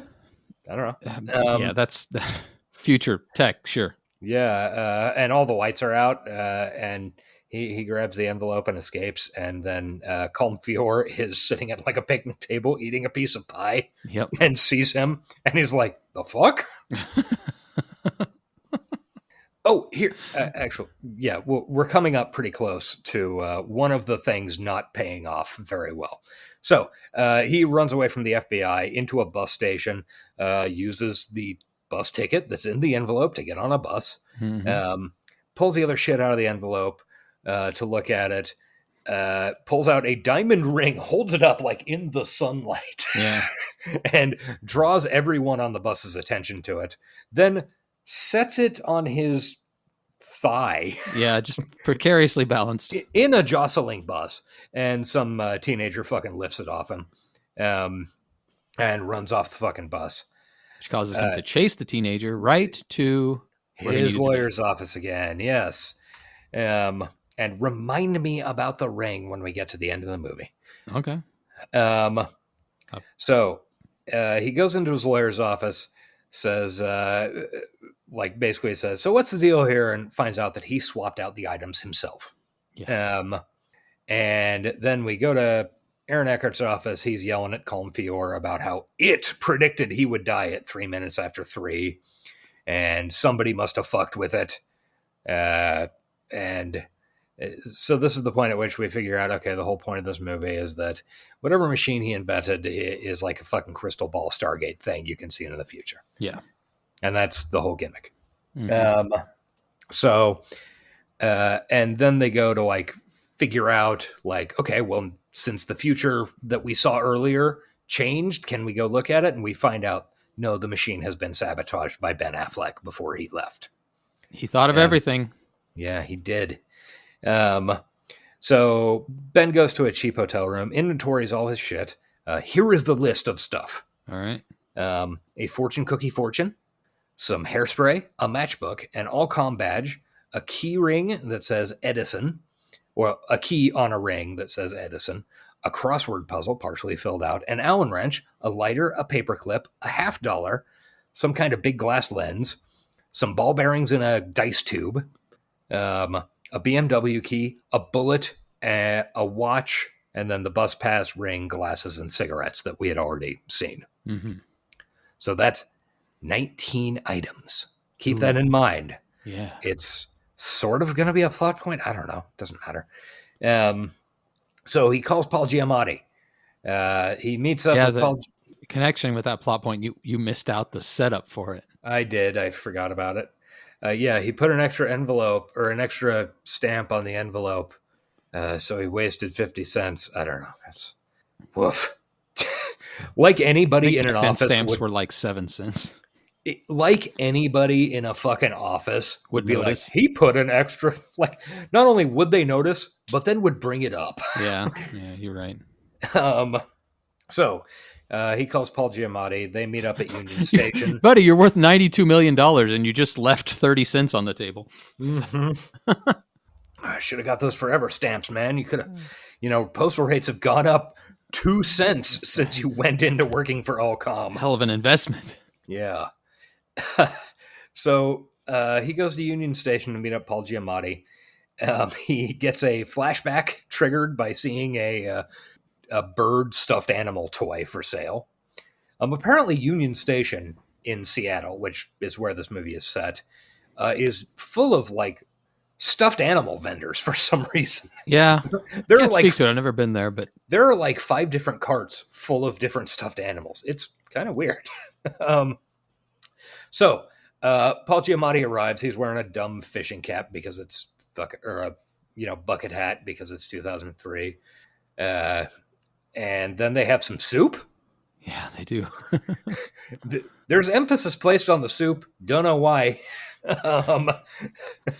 So they have some soup. Ben Affleck explains everything. Paul Giamatti makes a really good point. Like, the most confusing thing about this is, why the fuck did you give up $92 million? Yeah. And like, yeah, he's got a good point. And at the same time, we're seeing a lotto presentation on screen from like Ben Affleck's view. And it turns out that the lotto is the numbers at the bottom of the fortune cookie fortune. Yeah. Wow. So he starts putting it all together. Oh, and also Paul Giamatti knows everything that there was ever to know about the Decker guy. Like, oh, I don't know. He was working for the government and they think he was making a laser. It involves optics and lenses and something. But yeah, apparently just knows all about this random dude. Wow, your Paul Giamatti impression makes you sound markedly less like Paul Giamatti. Good. That's what I was going for. He was working for the government. Who worked for the government? Ben Affleck puts it all together. It's a future-seeing machine. It's the lens that allows you to look past the radius of the universe. I don't know. It's not. Doesn't matter. It doesn't matter. And then it turns out there's a bunch of agents there to kill him. And a John Woo fight ensues. Except it's not a good one. No, it's bad. It's no tea house. I'll say that. Yeah, it's no fucking tea house. Ben Affleck sends Paul Giamatti away to safety using the Edison janitor key. Ben Affleck, because he's the protagonist of this movie, beats up and escapes agents. Mm-hmm.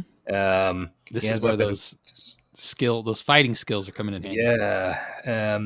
He ends up in subway service tunnels, uses a lighter and hairspray. I marked in bold everything, like when he was using an item. Yeah. So use the lighter and hairspray to fucking get rid of one of the guys. Calm Fior shoots his own dude to like show that he's a really evil guy. A Mexican standoff ensues where both Calm Fior and Ben Affleck are pointing guns at each other. I don't know. There's some running around in subway tunnels. Ben Affleck hotwires a train to make it stop using the paperclip, and gets away. Then we go to the FBI, and the FBI is looking at the images. Man, I feel like I'm not chiming in enough to make this episode more interesting, and that this episode is turning into the Paycheck movie. It's just not interesting. Yeah, there's just problem. That is. I mean, it's kind of. It's not the worst way to spend 2 hours to watch the movie, but it's just not worth recapping. No, it's really not. So, this is the point at which the Attorney General shows up in the movie for some reason. Yeah, I would say I would be okay with him being our Attorney General, given over whoever we've got now or are about to have. Because wasn't that Gates is supposed to be his position? Yeah. Or was that his? Whatever. I don't know. It doesn't matter. Fuck him. So the Attorney General explains the meta plot. He also knows all about Decker. Like, Decker was working on a thing and blah, blah, blah. Like, I don't know. It's apparently Decker was the most famous person in the world. Somehow. He explains, we got to catch this guy, especially if he's got a machine, if he invented a machine that sees the future, or we got to capture the machine. I don't know. Who cares? So we get a dream flash of Ben Affleck getting shot on the catwalk in the bio lab. That's the end of the movie. Yeah, that's very obviously going to happen at some point, no matter how much they fight to avoid it. I probably did not mark down every other time this flash forward occurs because it happens another like 7 times. It happens so many times. Yeah, it's exhausting. So he drips some water on the matchbook from his stuff, and it turns out to be for a cafe where he made a reservation for like that day, which is very convenient. And we cut to Uma Thurman looking at happy pictures of her and Ben Affleck on her refrigerator. She's got some birds also. Who gives a fuck? So then Aaron Eckhart. Birds are very important. It is a John Woo movie. Yeah. Yeah. So Aaron Eckhart's at the door. He tells her Ben quit.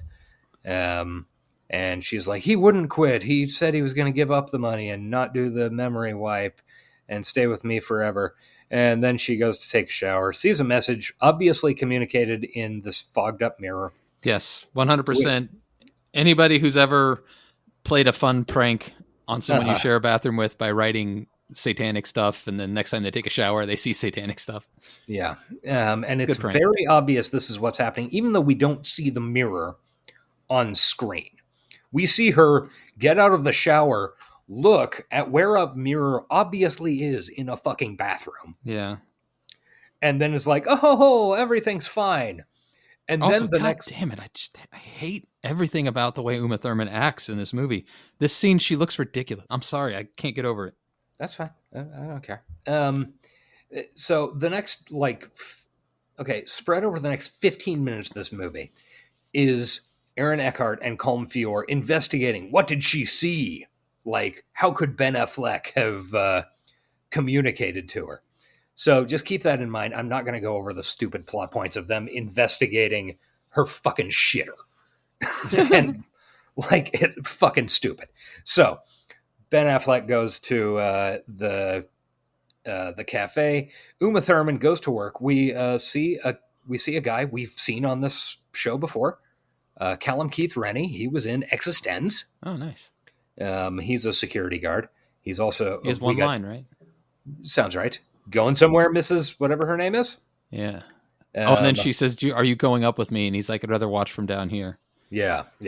I think Mike yelled at us because he's very famous in Canada. And when he first appeared on the show, I was like, oh, he was in Battlestar Galactica and like 2 things, not mentioning that he is like a bunch of other more important shit. Well, he's about to be American like all the rest of them. Yeah, he is. So we're going to all be in a war. Yeah. She does a vaguely fun little thing where she's sneaking out of the lab and like has one of the people in the lab pretend to be her for a second, and she runs out. And then for some reason we see Aaron Eckhart doing Photoshop. He's modifying the employee ID of another woman to look more like Uma Thurman because he's sending her to the meetup at the cafe. It's very stupid, but we get to see him doing Photoshop. It's some attempt at like high tech shit. It's a bad attempt. Oh, and this reminds me. Okay, so in the opening scenes of this movie, Ben Affleck invents this fucking 3D monitor, and the guys are going wild. They're like, can you say 100% market share? Yeah. We're going to sell the most monitors of any human ever. Yeah, because that's what that technology want. That technology never appears in the movie after that first 2 minutes. No. Why would it? It's just a setup to his skill.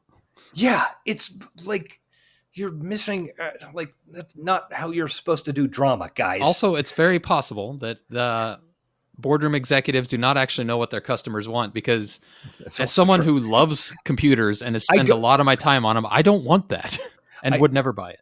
I absolutely agree with your point. I absolutely do not agree that this movie agrees with your point. Oh, okay, sure. Yeah. Does that make sense? I'm just trying to headcanon in something that makes sense. Okay. So, Ben Affleck's at the cafe. A blonde lady with short hair looking vaguely like Uma Thurman shows up, starts interrogating him and acting like she's Uma Thurman. And then he gets squicked out by the fact that she's wearing colored contacts, and she, again, doesn't know that his favorite team is the Boston Red Sox, and that is the thing that really tips him off that she's not, because loving the Boston Red Sox is the most important aspect of his personality. Yes, as it is for anybody who loves the Boston Red Sox. So she pulls a gun on him, and then Uma Thurman bonks her on the head with a purse. And then we do a chase with the motorcycle, and it's very long. It really is. The one point, this is like one point in the movie where things could go south. Uma Thurman drops the bag of goodies.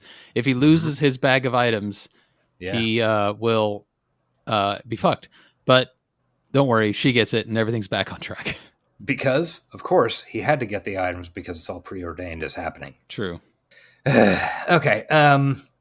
There is a vaguely funny bit. Like, what I thought was the funniest and most entertaining part of the movie is Ben Affleck and Uma Thurman are on this motorcycle. Cars are chasing them. Ben Affleck says, "How good am I on this thing?" Because apparently, prior to his 2 years ago, he had never ridden a motorcycle before or something. And she says, "You're okay on it." And he like speeds up and almost gets in a wreck. And she says, "I said you're okay." Yeah, that's pretty funny. Which is like, that is a very good line in a totally different movie. Also, if they hadn't set up the fact when he first walked in to get his job that he was going to get his memory wiped for, that he cannot leave the campus. So there's no way for her to know how good he is on a motorcycle. Yeah. I don't know. Maybe they have an indoor motorcycle racing track. Maybe they broke out. Maybe they did some naughty stuff and went out on the town in a motorcycle. Maybe they did. Okay, so also major BMW product placement here. Yeah, obviously. A bunch of Crown Vics get wrecked when the Allcom employees chasing him fucking die. Then the FBI shows up to confuse issues.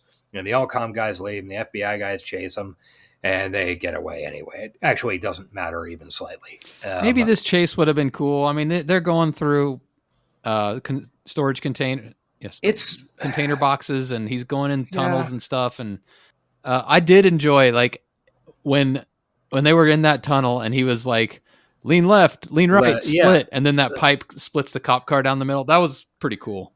And then it's followed by the punchline of the cop car keeps coming, and Uma pulls off her helmet and throws it at the cop's face. Yeah, and that was funny. That was good. All right, so that's the one moment of the movie. This is the point at which I realized my major problem with the movie. I have seen a better version of literally every one of these scenes in another movie. Like, in fact, I have seen a version that rules of almost every one of these scenes in another movie, and none of these are even getting me slightly hard. So they get away from the motorcycle chase. And they go back to Ben Affleck's hotel room. They look at some pictures that Uma brought, and Ben Affleck's like, "Sorry, I don't remember you." And then he re-examines the envelope, having a momentary flash of, "You checked in 20 items, but there are only 19 in the envelope." Real quick, just to interject. One thing I found interesting about this scene was he seemed to still... This is something I've been thinking about lately as I've dealt with more and more people with dementia. Mm-hmm. When the memory goes, sometimes the emotions don't go. Mm-hmm. Yeah. And I was wondering, it probably wasn't intentional, but it seemed like in this film something like that was happening because he still seemed to care for her and felt very bad that he couldn't remember. You know what I mean? Yeah, and we occasionally see like little flashback versions of like her eyes in close up and stuff, which I think is they were trying to imply that, like, even though the memory wipe worked, he still has little flashes of the really strong emotions. Yeah, and I wonder how close emotion is tied to memory at all. Mm-hmm.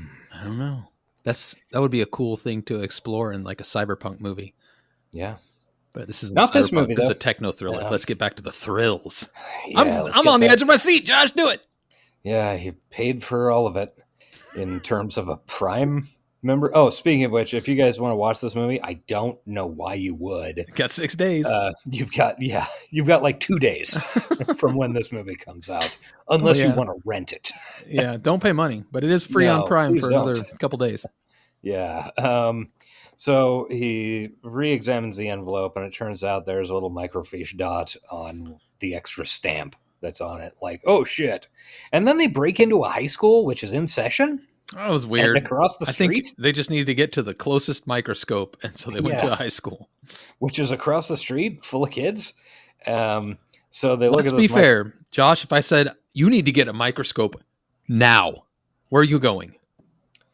I know exactly where I'm going. I'm not going to give you the address, but it'll be faster than going to a random high school and dodging kids and teachers who are like, what the fuck are you doing here, Ben Affleck? Well, nowadays you can't walk into a fucking high school as an adult. You will get probably shot.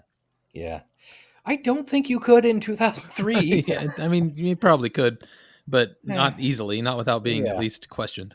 Yeah. So it turns out that this microfiche is a bunch of newspaper front pages, and oh shit, it's the end of the world.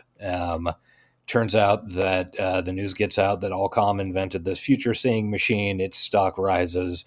America goes to preemptive war to prevent a war that happens that Allcom predicts. There's also a plague. The war turns nuclear, and it's the end of the world. Right? The plague was started by us trying to avoid the plague. Yeah.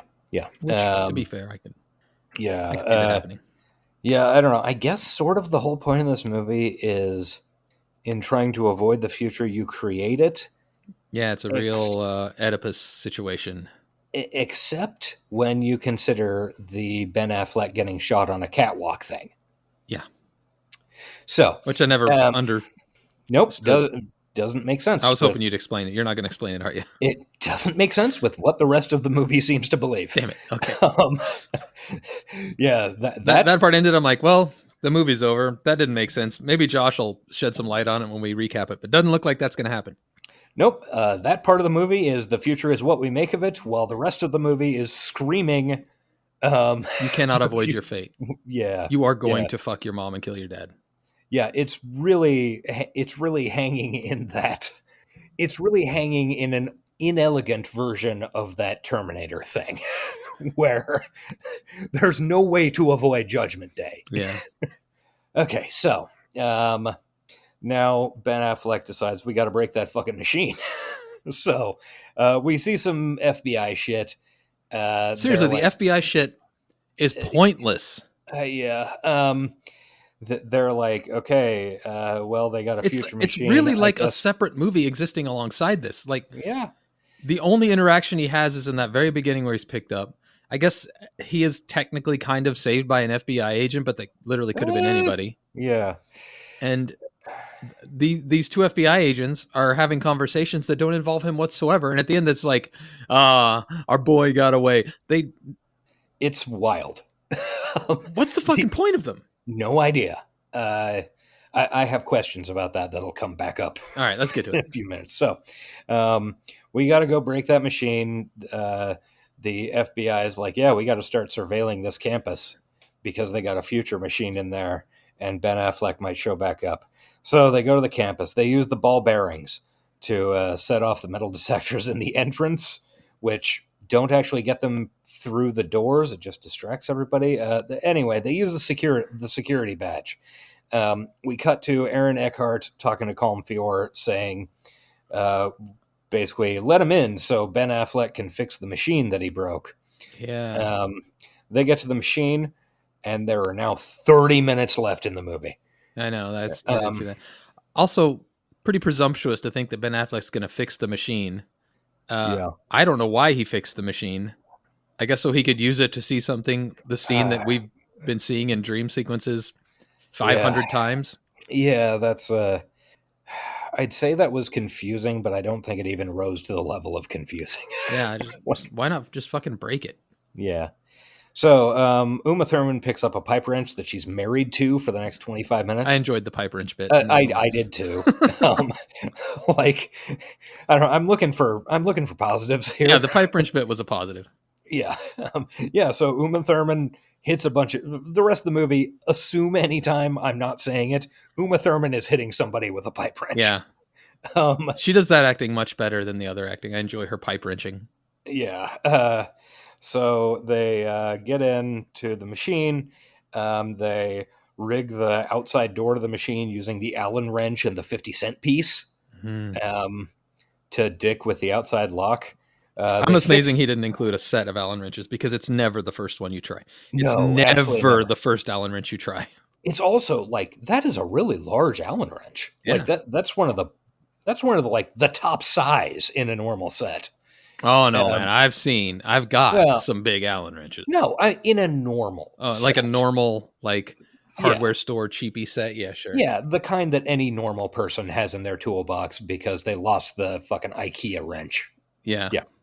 So, they rig the outside door so nobody else can get in. And then Ben Affleck fixes the machine with the help of the crossword puzzle. Yeah, I didn't get that, but I benefited of the doubt of that one. Doesn't matter. They fire up the future. They see the fucking catwalk shooting again. It's like the 7th time we've seen it. The company forces its way in, blowing up the fucking door, just as Ben Affleck and Uma are rigging the machine to blow up using the bullet. The last item, I believe, at this point.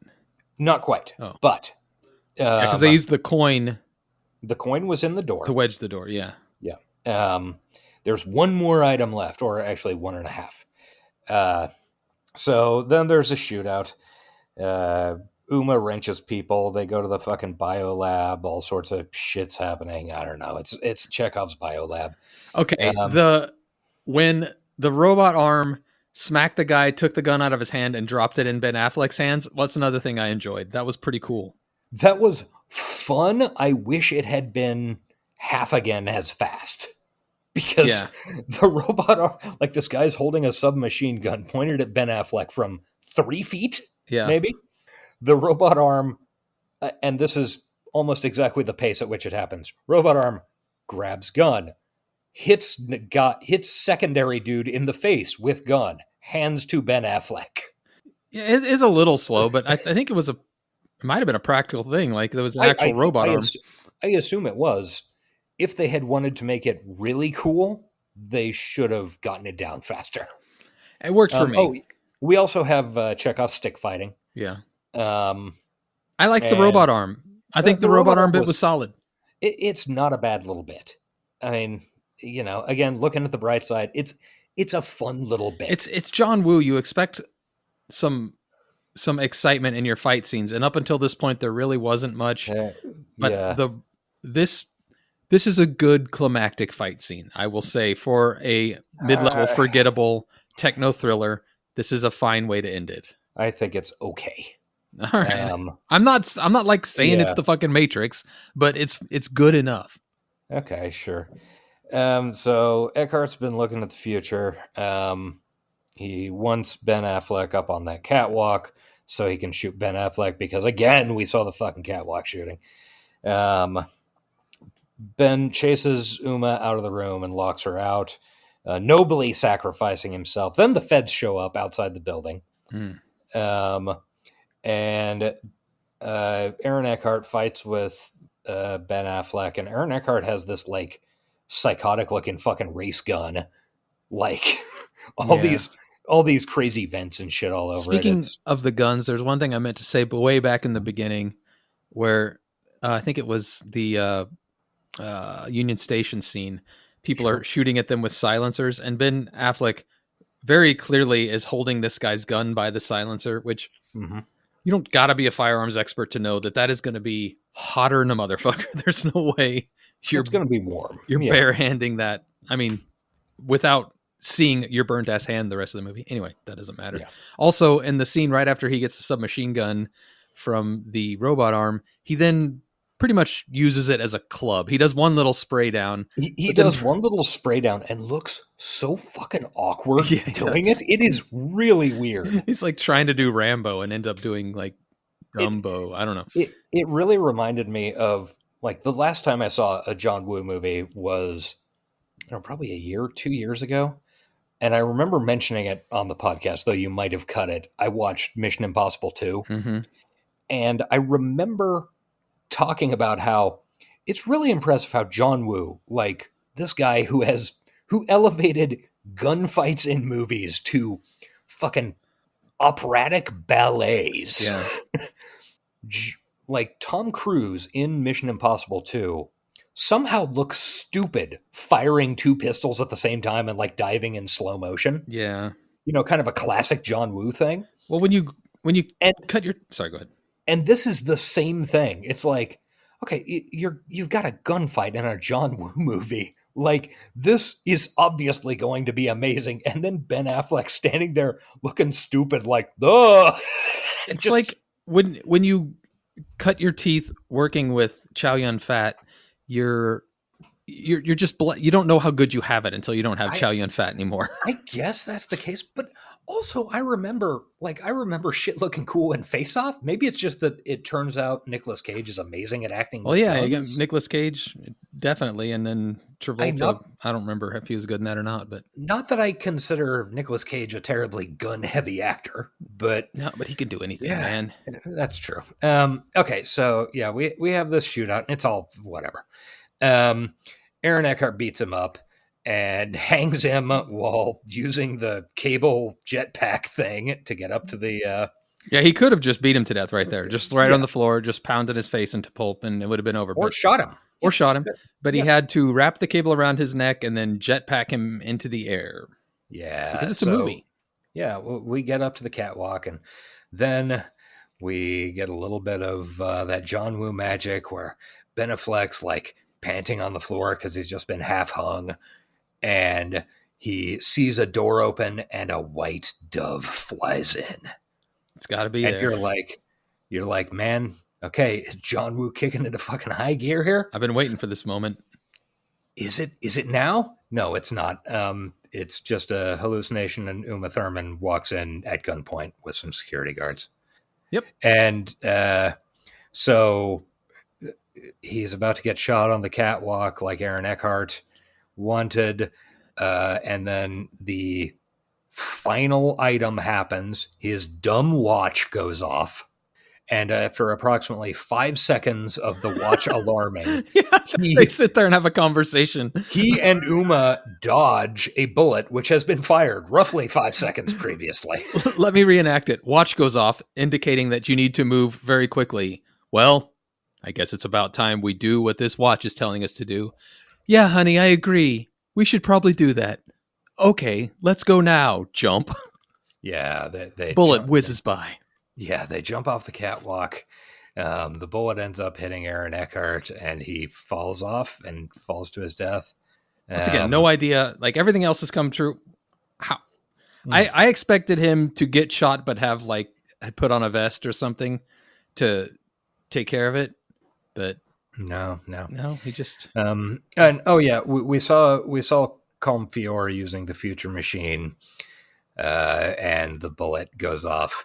And then suddenly the whole building starts exploding, except it doesn't explode very much. Yeah. I did like, that was a fun way for that particular character to meet his end, because he's like, I'm just a henchman. I never get to use these machines. Let's see what's in my future.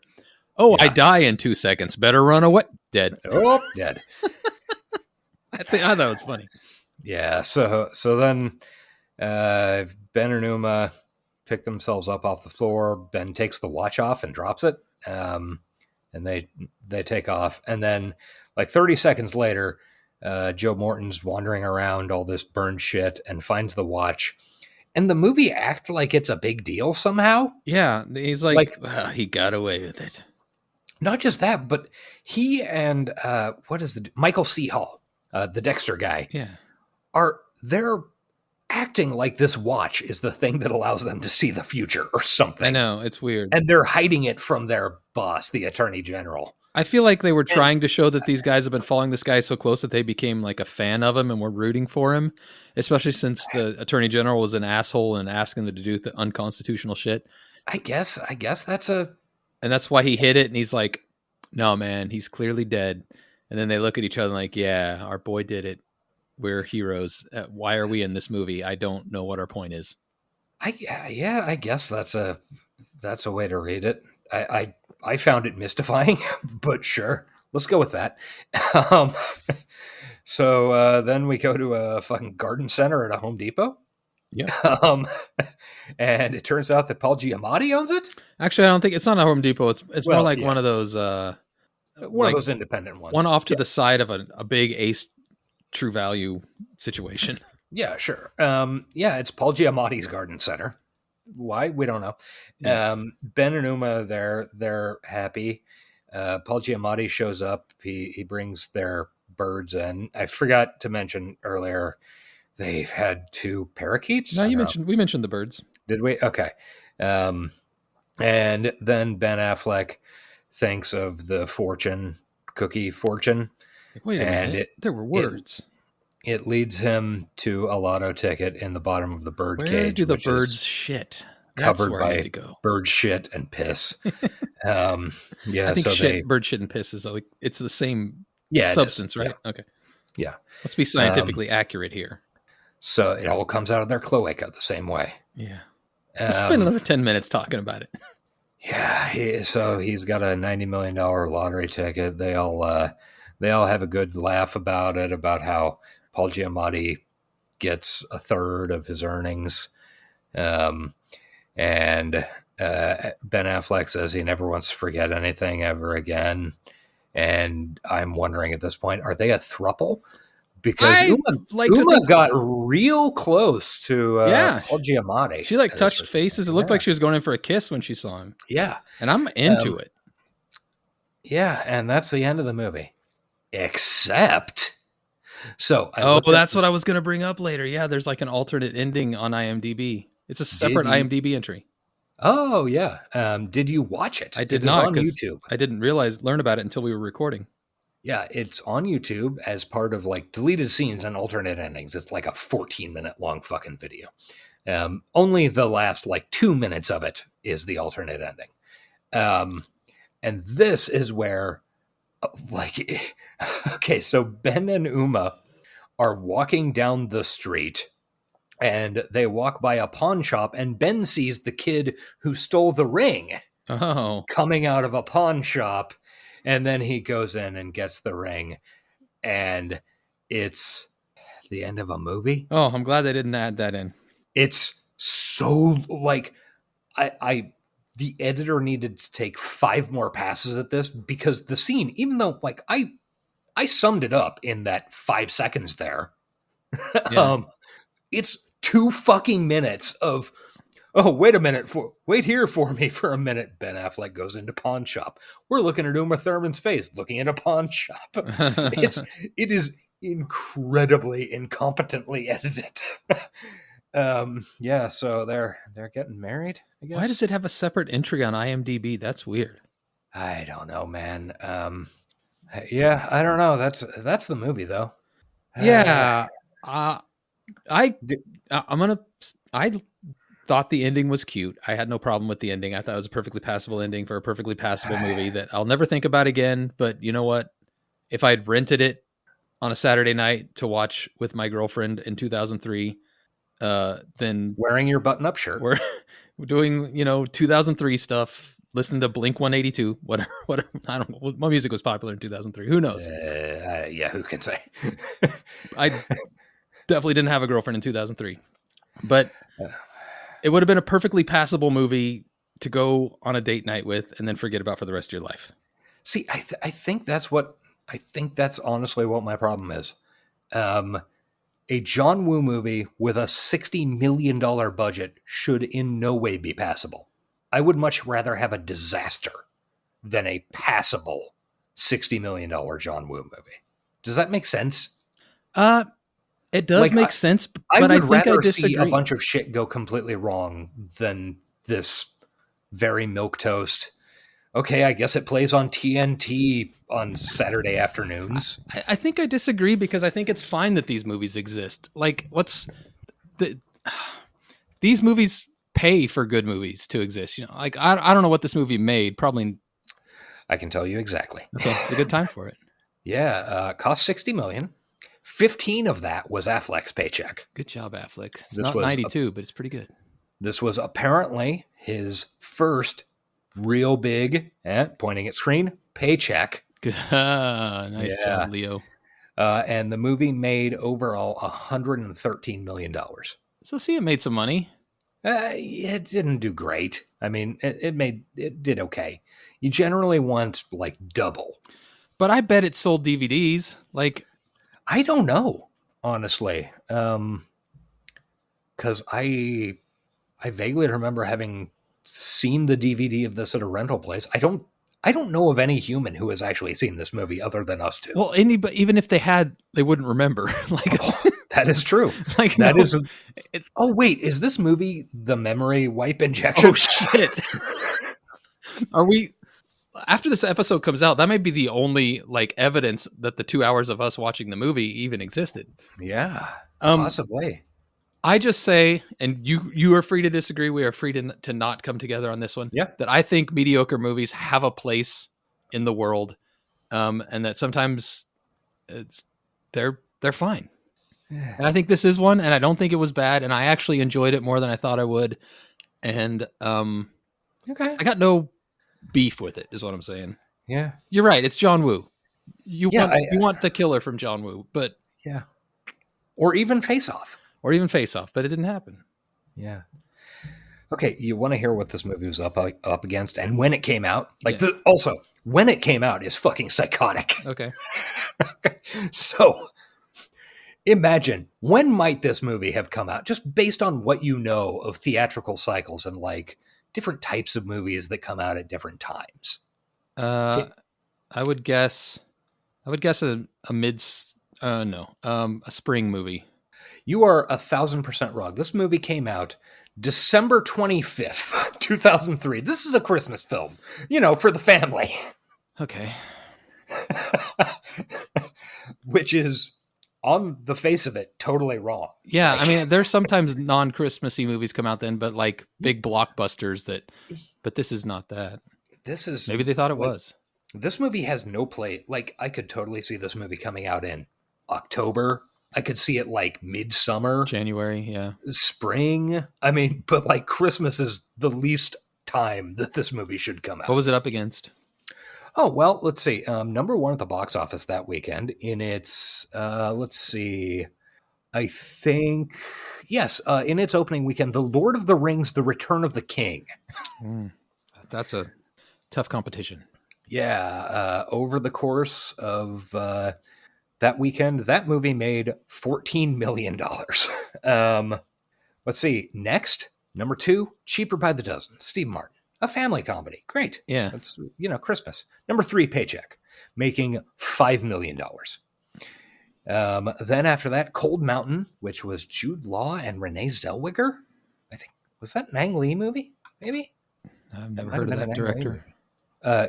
Yeah, he did a movie you might have heard of called The Hulk. Oh, I've got some editing to do.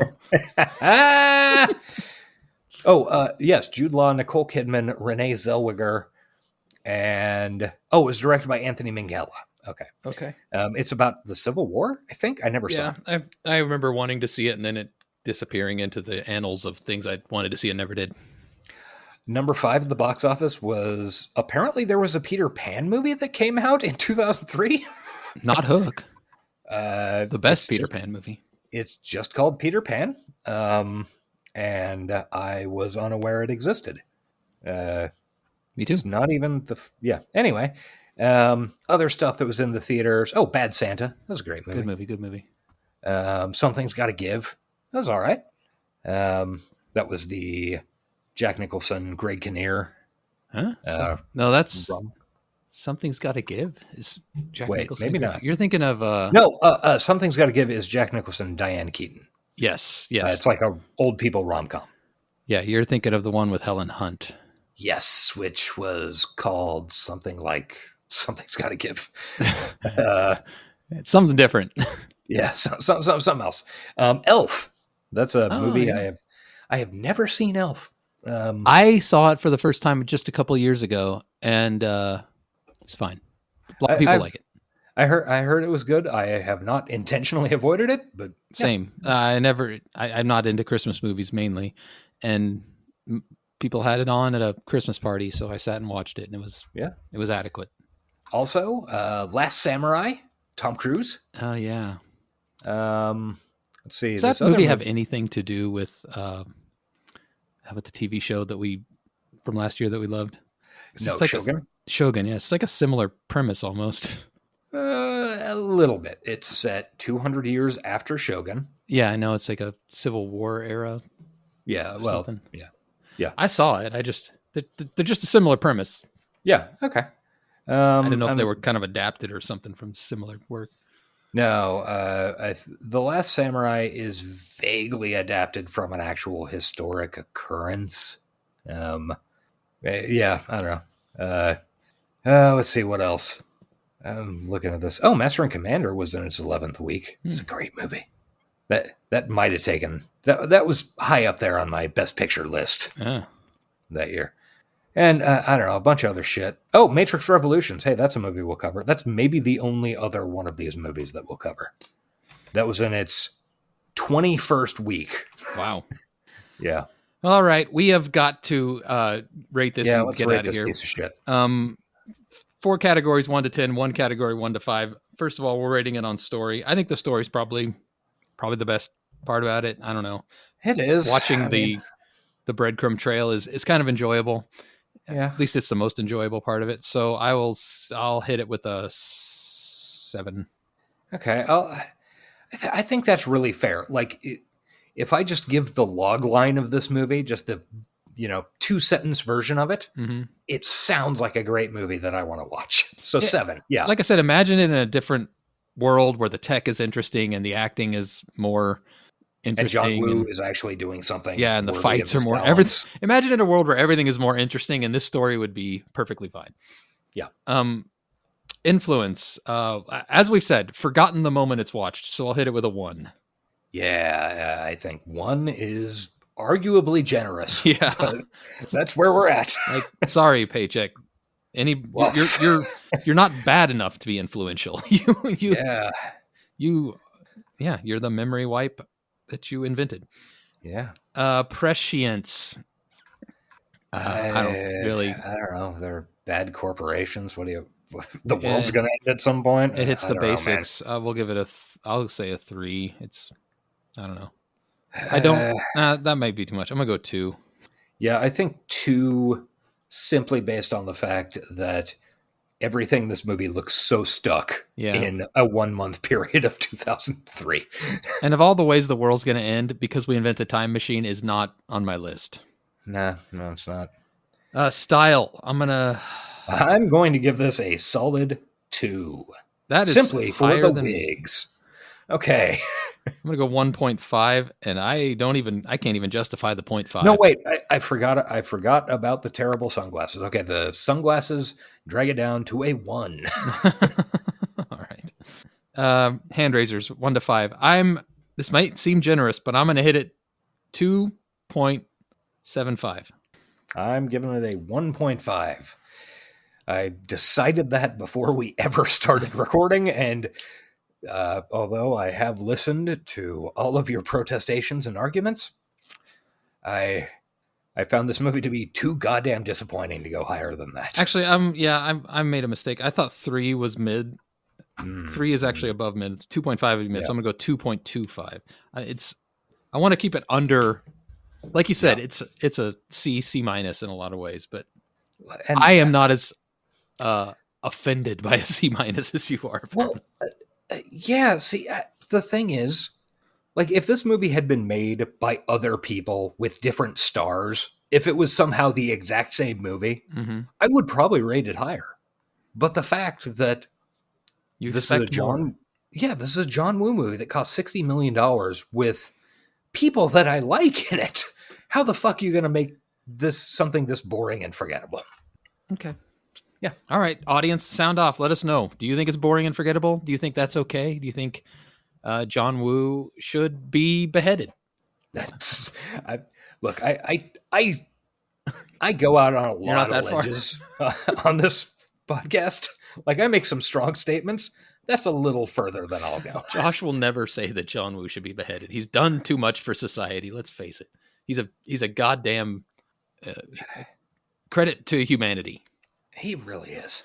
Just missed the mark on this one. Even if, like, looking at his fucking IMDb, he had a 10-year run, if that. Yeah. That was fucking solid shit. Because A Better Tomorrow was 86, and then Face Off was 97. We'll do one of his Hong Kong movies. Yeah, we got to do Killer, or Hard Boiled or something. Yeah, they're too much fun, and everybody go watch one. Watch one of those instead of this. Watch Better Tomorrow. Watch Hard Boiled. Watch all of them. Watch Face Off. Yeah, This is going to be gone from Amazon in a few days anyway. All right, we have got to move on. Next week, just a reminder, we're watching Companion. It's brand new, so if you don't want to be spoiled but want to listen to our show next week, you got to catch up. You got to watch Companion with us. It is available for digital rental on, I think, all platforms, at least most of them, and it's also available other places, if you know what I mean. The theater? And I think it's still the theater, yeah. Might be, yeah. Much more worth watching than Paycheck. Would you agree, Eric? 100%. Yeah. So, all right, that's next week. And until then, I'm sure Josh has a great line to send us out on. Oh, shit. I've got one, if you don't. At least it was nice working with Ben Affleck. It's not in there. I think that's the vibe the whole movie gives off. All right. That's it. Bye. Bye. I was going to go out with... This has been the High Tech Low Life podcast. Find us on Twitter at Johnny60seconds, email us at hightechlowlifepodcast@gmail.com, and find us on Patreon at patreon.com/hightechlowlife. Theme music by Nihilor at nihilor.com. Thank you for listening.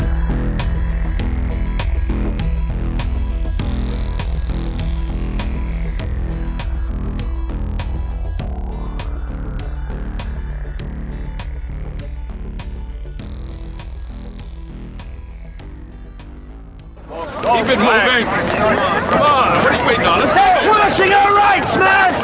They're trashing the fluid data. They're trashing.